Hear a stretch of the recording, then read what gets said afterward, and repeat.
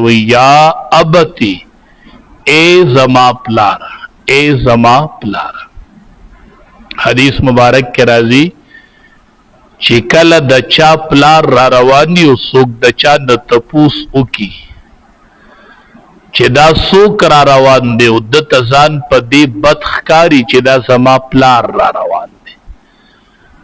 بعضې خلق ویدي سي چې معاشره کې ورته نن په پلار باندې ځان هم بد ښکاري او دی اوی چې دا زمونږ رشتہ دار را روان دی، په دې پلار نوم ویلو ورته ځان بد ښکاري نو دی اوی زمونږ رشتہ دار را روان دی. حدیث مبارک کې راځي دی عاق دا بچې په دې کلمه باندې عاق حساب شو چې د پلار په باره کې لفظ د رشتہ دار استعمال که چې دا زما رشتہ دار را روان دی. ذکر نبی کریم صلی اللہ علیہ وسلم فرمائے الوالد اوسط ابواب الجنہ. نبی کریم صلی اللہ علیہ وسلم فرمائی پلار د جنت دروازه نه ده، اوسط ابواب الجنہ پلار د جنت په دروازو کې د مینز دروازه چې ده هغه پلار دی. اوسط ابواب الجنہ دا د مینز دروازه چې ده. حدیث مبارک کې چې راځي چې کومې دعاګانې نه رد کېږي نو هغې کې یوه دعا هغه هم ده چې کله پلار د بچي دپاره دعا غواړي دا دعا نه رد کېږي او دا رب العالمین ډېر زر هم قبلوي چې کله پلار د بچي دپاره دعا غواړي. نو د پلار ادب او احترام په هر حالت کې په بچي باندې لازم دی او دا نبی کریم صلی اللہ علیہ وسلم فرمایلی وو چې د آخر زمانه یو نښه دا ده چې دوست لبه په پلار باندې ترجیح میلاویږي. د دوست خبره به منل شي او د پلار خبره به ارتاول شي. نن سبا وګورئ معاشره کې په فیسبوک په ملګری شوي، په سکول او یونیورسټۍ او کالج کې به ملګری شوي، دا هغه دوست خبره منل شي او هغه پلار چې هغه د جنت د مینز دروازه ده هغه خبره نن نشي منل. نو دا د اخیری زمانه نښه ده چې د پلار دوست به په پلار باندې ترجیح میلاویږي.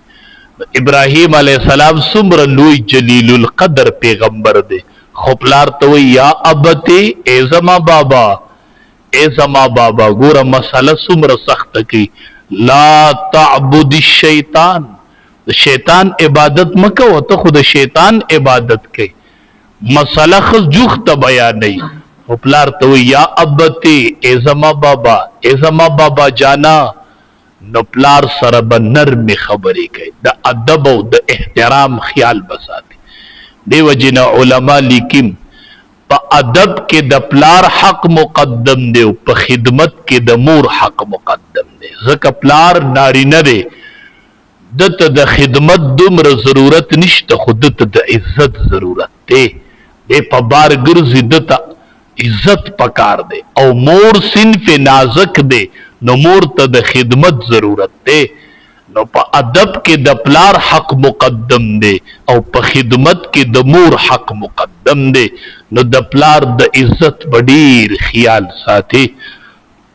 نو ځکه ابراهیم علیه السلام بار بار وی یا ابتی ای زما بابا.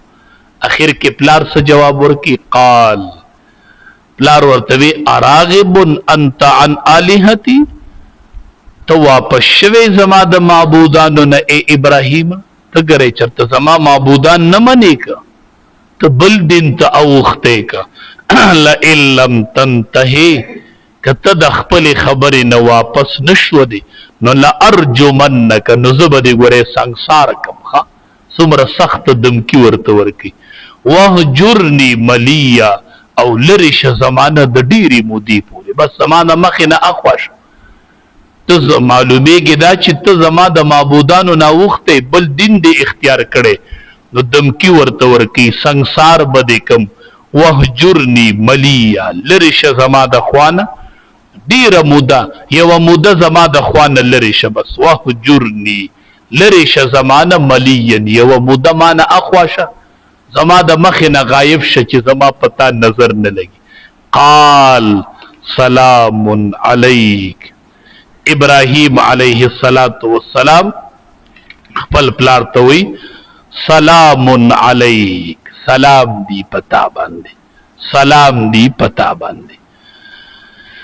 د سلام چې دی یو سلام خلق د قطع تعلقی د پارم کې د سړی نه ستړی شي وي سلام علیک، پتا باندې دی سلامتی. چې د چا سره تعلق ختمای کنا نو د تعلق د ختمولو یو شریفانه طریقه دا ده چې سلام علیک، پتا باندې دی سلامي. بس ما معاف کا. قرآن کې شته کنه واذا خاطبهم الجاهلون قالوا سلاما. کله چې بدی سره جاهلانو خلقو خبرې کولې ندی به ورته وی سلام. بس مطلب بیداو چې زمانه غلې شه نور زتا سره تیار نیم خبرې مبرې مکو. او دویم مطلب دا هم دی چې د دین مراد عرفی سلام دی، عرفی سلام. لکه سړی چې سړی ته وی السلام علیک نو دا یا سلام د قطع تعلق دی چې بس خبره ختمه، یا دا هغه عرفي سلام دی چې السلام علیکم چې ورته مونږ وایو. نو بیا په دې باندې یو اعتراض راځي چې د پلار خو مسلمان نو مسلمان سړی باندې سلام کول ټیک دیو که نه دی؟ نو د ورته ولې سلام وکړو؟ ځکه نبی کریم صلی الله علیه وسلم فرمای لا تبدأ اليهود والنصارى بالسلام. یهود و نصاراو ته په سلام سره ابتدا نه کوئ. یهود و نصاراو ته شورو په سلام نه کوئ. دا مسلمانان نه دي، ندی ته په شورو کې سلام مکوئ. نو د دې نه معلومیږي چې سلام خو نشته دی په کفارو باندې. او په بعضې روایاتو کې راځي چې نبی کریم صلی الله علیه وسلم یوې مجمع ته ابتدایي سلام کړی دی. د کفارو یوې مجمع ته نبی کریم صلی الله علیه وسلم سلام کړی دی. کفار او مشرکان ټول جمع شوي او نبی کریم صلی الله علیه وسلم ورته سلام کړی دی. نو آیا کافر باندې سلام ورچولی شي او که نشي ورچولی؟ دا مسله اختلافي ده. خو به هر صورت علما وایي چې کله پکې څه دنیوي یا دینی ضرورت وي، دینی ضرورتي یا دنیوي ضرورتي، نو بیا په ابتدایي سلام کولو کې سباق نشته. څه دنیوي ضرورت ور سره تړلی دی یا ور سره دینی ضرورت تړلی دی، نو بیا په کفارو باندې ابتداءً سلام کولی شي. او که نور سره دنیوي ضرورت تړلی وي او نور سره دنیوي او نه دینی، نو بیا د دې نه ځان ساتل پکار دي. نو چې کوم روایاتو کې من راغلی هغه هم ټیک دي چې څه ضرورت نه وي دنیوي یا دینی نو بیا به سلام نه ورچې، او که څه ضرورت وي نو بیا پې سلام ورچولی شي. نو د ورته وی سلام علیک. نو دواړه معنی کېدی شي. سأستغفر لك ربي، زرد چې زه به ستا دپاره د رب نه بخښنه وغواړم. نو بله مسله رالاله چې دا خو غیر مسلم او د غیر مسلم دپاره بخښنه غوښتل دا خو ټیک نه دي. نو ولې ابراهیم علیه السلام فرمای چې زه به تا دپاره بخښنه وغواړم؟ نو علما وایي دا هغې وخت کې و چې کله ابراهیم علیه السلام له الله منع کړی نو ابراهیم علیه السلام ورته وی سأستغفر لک. چې کله الله څه منع کو نو بیا ورته دا نه دي ویلي چې سأستغفر لک. ټیک شو؟ ابراهیم علیه السلام ورسره دا وعده کړی و چې زه به تا دپاره د مغفرت دعا کوم. خدا هغې وخت کې و چې کله را رب منع کړی نو چې کله رب منع که د هغې نه پسې ورله بیا دعا د مغفرت نه ده غوښتلې، دا د هغې نه مخکنی خبره ده. خو به هر صورت ابراهیم علیه السلام ورته وی سأستغفر لک ربي، زر ده چې زه به تا نه بخښنه ستا دپاره به بخښنه وغواړم ستا د رب نه.